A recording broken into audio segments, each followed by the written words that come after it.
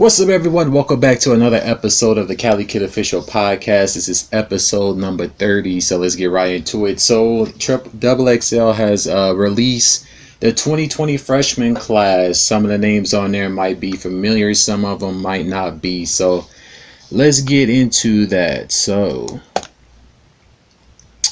one of the first names that was supposed to be on there was Pop Smoke, but what they're saying is that unfortunately they weren't able to put him on there because his management team didn't want him on the cover.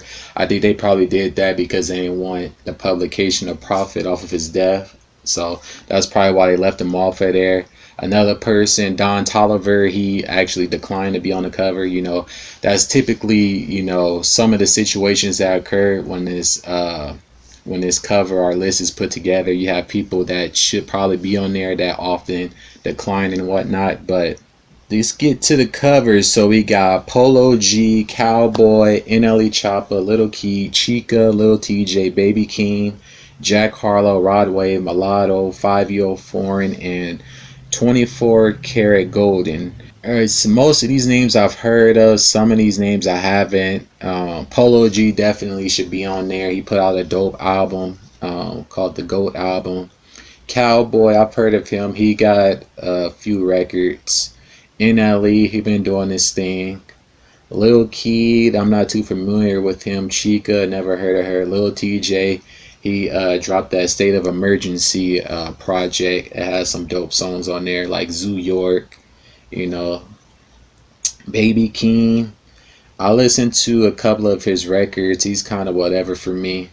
Jack Harlow, he got that hit song What's Poppin', so I think that's the primary reason why they threw him on there for that. So Rod Wave, he been putting out some dope music, some feel good music. A lot of his singles have been doing well. His album has been selling well as well. Mulatto, I've heard of her, but I haven't listened to any of her music. 5-Year-Old Foreign, he's representing the drill wave, and then 24 Karat Golden. As far as like the longevity, the people on here who I think is going to have the most longevity is probably Polo G and Rod Wave. NLE, he's been doing this thing, but it kind of seems like his songs are kind of repetitive. Like, he didn't remix Shadow Flow I don't know how many different times. So it kind of seems as though he's running out of things to talk about. But he could, have some type of longevity. Little TJ, he's kind of early in his career. But for the most part, I think Polo G and Rod Wave are going to be around. 24 Karat Golden, Baby King, based off what I've heard, I'm not too high up on them lasting long, but the most interesting part is always the freestyles, so in the cipher, so that's going to be dope. When those come out, I'll be doing reactions to those. But yeah, a lot of times you get these people that come up out of nowhere. Like, usually when you thinking of somebody being on the cover, you should have at least heard of them before. But it is what it is, so we'll just have to stay tuned and see how their careers progress from this time up until a few years after the fact, because that's when we really get to gauge who's who. But moving on from that, Drake released a new record called Laugh Now Cry Later. This is I'm pretty sure it's probably gonna be like the lead single off his upcoming album. So he gave us the name of the upcoming album. It's going to be called Certified Lover Boy. The music video was dope. The song was dope. I actually did a reaction to it already. You guys can check that out on the channel. It's featuring Lil Durk. Basically, it takes place at the Nike headquarters. You have various special guest appearances from Marshawn Lynch. He actually tackles Drake on the football field. You got Odell Beckham, Kevin Durant, Drewski. Who else? It was a model, but I didn't get her name. But for the most part, it was a dope video. It was like a movie. He actually recreated a couple of famous moments. He and Lil Durk redid the NBA draft day thing, and he also recreated when Muhammad Ali was punching under the water. So That was dope. It was a couple of funny moments in there, but yeah, it's going to be interesting to see. I mean, based off of this album might be, I think in this album might be more personal based off of this record.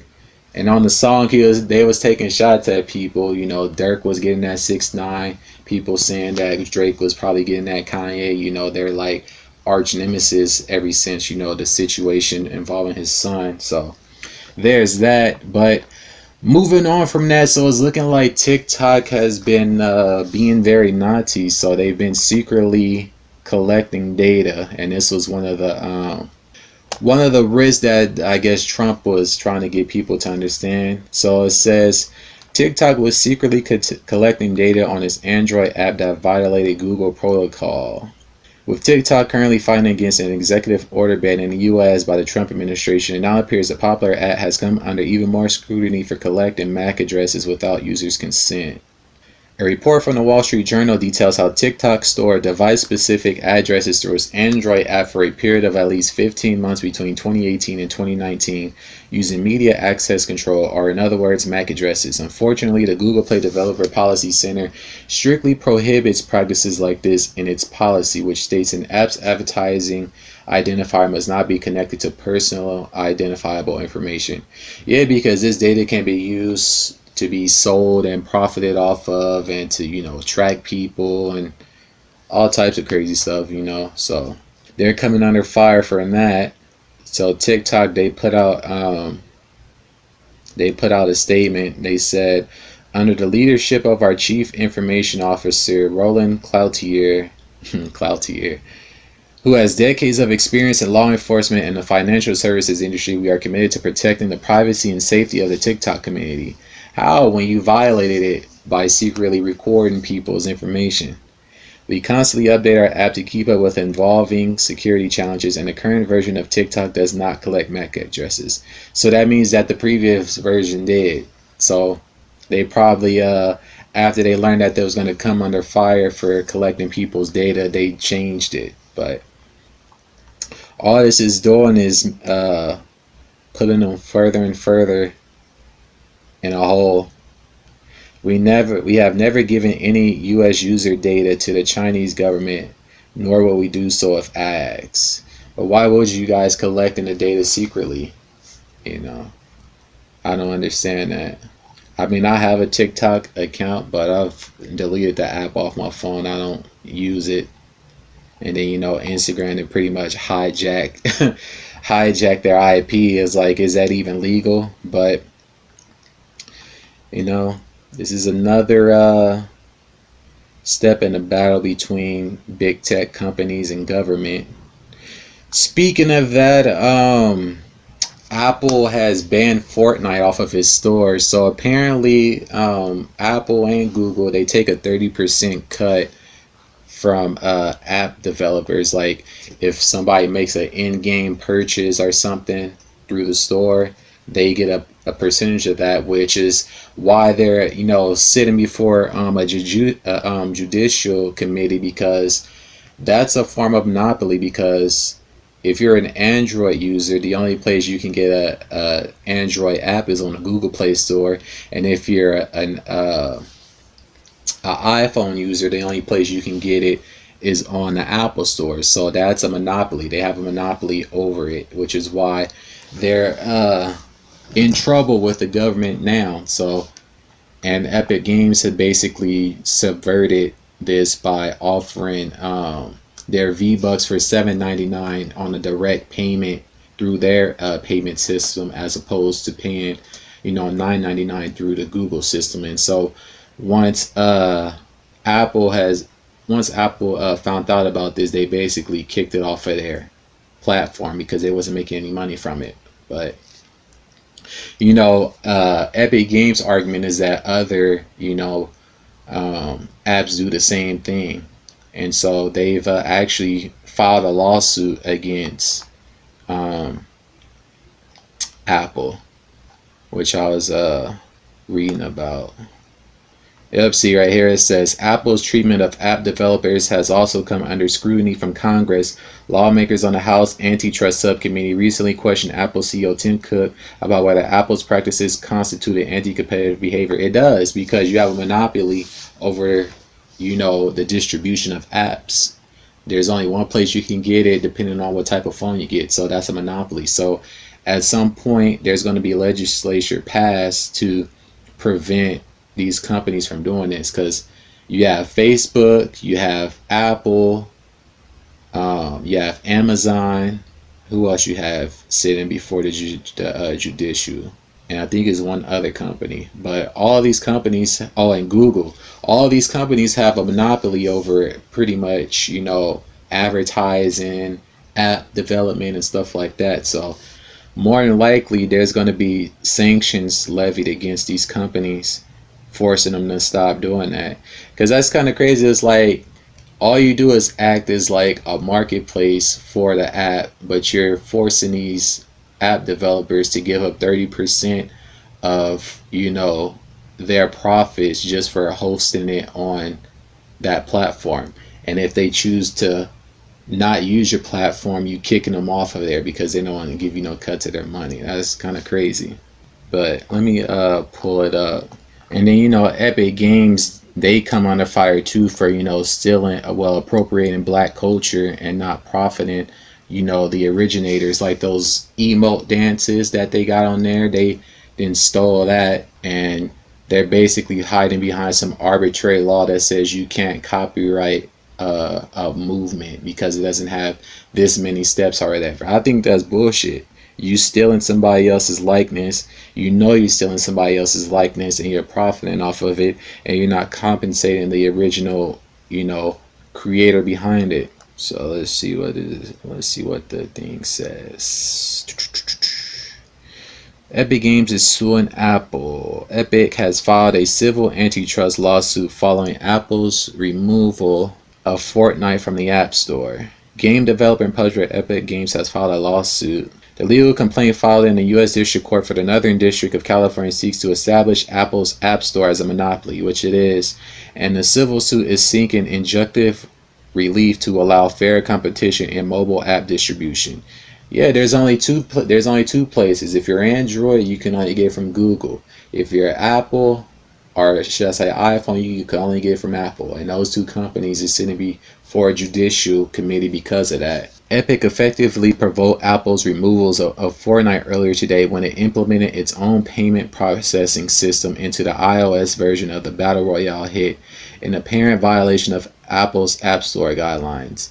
Epic brings this suit to end Apple's unfair and anti-competitive actions that Apple undertakes to unlawfully maintain its monopoly in two distinct multi-billion-dollar markets. One, the iOS app distribution market, and two, the iOS in-app payment processing market. Yeah, you forcing people to acquire the app off of your store, and then you forcing people to pay through your setup as well. Epic is not seeking monetary compensation from this court for the injuries it has suffered, nor is Epic seeking favorable treatment for itself, a single company. Instead, Epic is seeking injunctive relief to allow fair competition in these two key markets that directly affect hundreds of millions of consumers and tens of thousands, if not more, of third-party app developers. Here are Epic's primary claims in support of the argument Apple has violated U.S. antitrust law. Apple unlawfully maintains its monopoly power in the iOS app distribution market through the anti-competitive acts described herein, including by imposing technical and contractual restrictions on iOS, which prevents the distribution of iOS apps through means other than the App Store. So yeah, that's a monopoly. If you're not allowing people to acquire an app from other places, that makes it a monopoly. So I think Epic is going to win this. Essentially, facility access iOS from opinion on iOS. To reach iOS users, Apple forces developers to agree to Apple's unlawful terms contained in its developer agreement and to comply with Apple's App Store review guidelines, including the requirement iOS developers distribute their apps through the App Store. These contractual provisions unlawfully foreclose the iOS app distribution market to competitors and maintain Apple's monopoly. Apple has unlawfully maintained its monopoly in these markets through the anti-competitive acts alleged herein, including by forcing through its contractual terms and law policies iOS app developers that sell in-app content to exclusively use Apple's in-app purchase, and preventing and discouraging app developers from developing or integrating alternative payment processing solutions. To reach iOS app users, Apple forces developers to agree to Apple's unlawful terms, including that they use Apple's in-app purchase.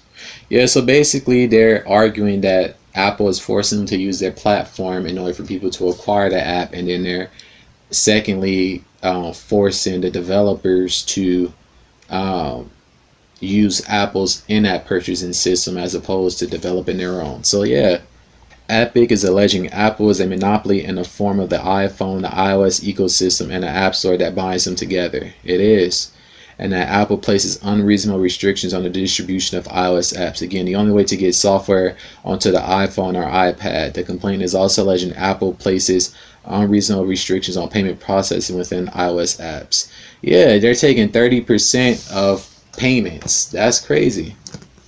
Which thereby gives Apple 30% of all in-app revenue on the digital goods that make up the entirety of Fortnite's business model. Yeah, Fortnite's business model relies on in-game transactions, and so you're basically taking 30% of that. So basically, they get in. Epic is getting 70 cents on the dollar as opposed to the full dollar.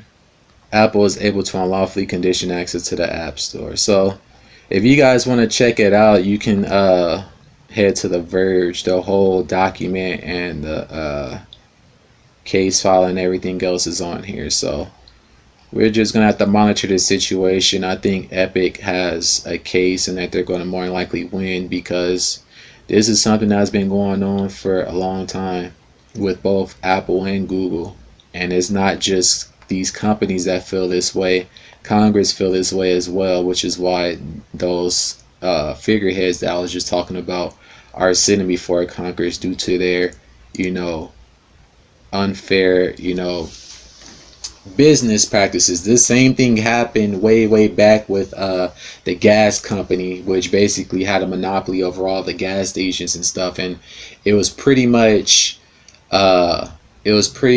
forced to break apart. But pretty much, Exxon, Arco, all those different gas stations were all once under the gas company, but it's still under the same thing. You just had different people seated over those particular companies. But should be interesting to see how this plays out.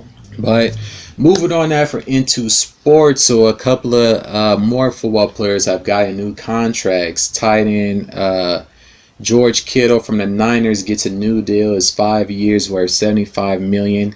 He receives an $18 million signing bonus. $30 million is guaranteed at signing, and he has $40 million in guaranteed. So roughly, probably about 55 to 60% of his contract is fully guaranteed, and it comes out to about $15 million per year. So this basically sets a new precedent for tight end pay, and I think receiver pay as well.